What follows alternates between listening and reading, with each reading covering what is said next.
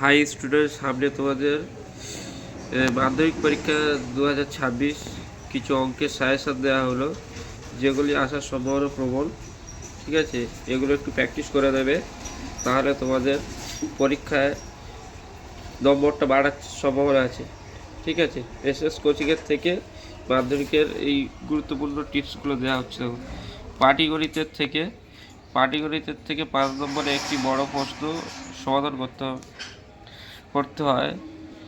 সরল সুদ সহ চক্রবৃদ্ধি সুদ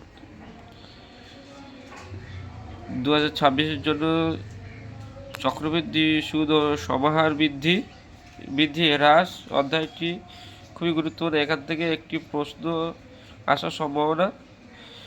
অংশীদারি কারবার এই অধ্যায়ের সবচেয়ে সহজ। এখান থেকে একটি 5 নম্বরের প্রশ্ন প্রায় প্রতি বছরই থাকে। লাভ ও ক্ষতির বন্টন এবং মূলধনের অনুপাত বের করার অঙ্কগুলো ভালো করে করবেন। বীজগণিত থেকে এক চল বিশিষ্ট দ্বিঘাত সমীকরণ এখান থেকে সমাধান করো, যেমন x3 by x plus 3 minus x plus 3 by x minus 3 এই টাইপের অঙ্ক 3 নম্বরে অবশ্যই আসবে। অনুপাত ও সমানুপাত কে পদ্ধতির অঙ্ক, যোগ ভাগ প্রক্রিয়ার অঙ্কগুলো খুবই গুরুত্বপূর্ণ।